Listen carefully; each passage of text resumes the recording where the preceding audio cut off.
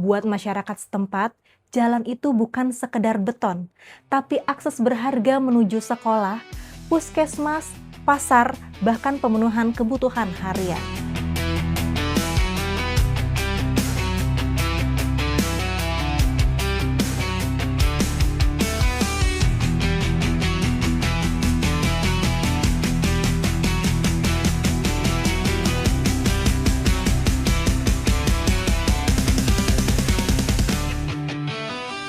Belakangan ini, media sosial lagi ramai banget ngebahas Papua semenjak munculnya film Pesta Babi, kolonialisme di zaman kita.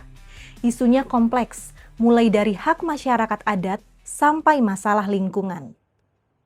Tapi pertanyaannya adalah, adil nggak sih kalau kita cuma menilai pembangunan di sana dari satu sudut pandang aja tanpa melihat gambaran besarnya secara utuh? To be honest, menurut saya, kita harus lihat realitasnya secara objektif. Data BPS menunjukkan tingkat kemiskinan di Papua itu masih sekitar 26%, dan itu jadi yang tertinggi di Indonesia. Artinya, akses edukasi, kesehatan, dan ekonomi di sana memang masih sangat timpang. Belum lagi faktor geografisnya. Banyak daerah dan kampung-kampung terpencil yang cuma bisa diakses dengan menggunakan pesawat perintis atau jalan kaki berjam-jam. Jadi, pembangunan di Papua itu sebenarnya bukan cuma soal pamer proyek, gedung atau jalanan, tapi tentang bagaimana cara pemerintah mempermudah hajat hidup masyarakatnya. Di sisi lain, kalau kita lihat bersama, pembangunan di Papua juga terus berjalan. Data BPS menunjukkan indeks pembangunan manusia Papua naik terus dan per 2025 sudah menyentuh angka 74,69 yang berarti ada progres di sektor edukasi, kesehatan, dan kualitas hidup warga. Dari sisi infrastruktur, pemerintah sudah membangun sekitar 3.400 km jalan Trans Papua untuk membuka akses ke wilayah terisolasi. Buat masyarakat setempat, jalan itu bukan sekedar beton, tapi akses berharga menuju sekolah, puskesmas, pasar, bahkan pemenuhan kebutuhan harian.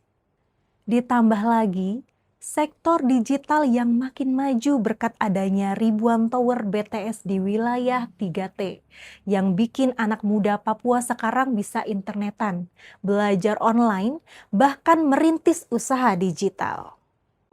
Gak cuma itu, sektor edukasi juga kelihatan perkembangannya. Lewat beasiswa Otsus dan program afirmasi, ribuan anak muda Papua sekarang bisa kuliah di berbagai kampus seluruh Indonesia. Fasilitas kesehatan seperti rumah sakit dan puskesmas juga semakin diperluas dan berhasil menjangkau daerah terpencil. Di sisi ekonomi, pemerintah juga sudah kasih banyak support nyata untuk berbagai UMKM lokal, mulai dari petani kopi Papua, nelayan, sampai peternak. Mungkin belum sempurna, dan masih banyak banget PR yang harus diberesin. Tapi yang jelas, semua ini adalah proses yang lagi berjalan. Jadi big question-nya, ini bukan soal siapa yang paling benar, tapi sudahkah kita melihat Papua secara utuh? Karena di balik semua perdebatan di medsos, ada jutaan warga yang berharap mendapat edukasi layak, akses kesehatan yang mudah, lapangan kerja, dan hidup sejahtera.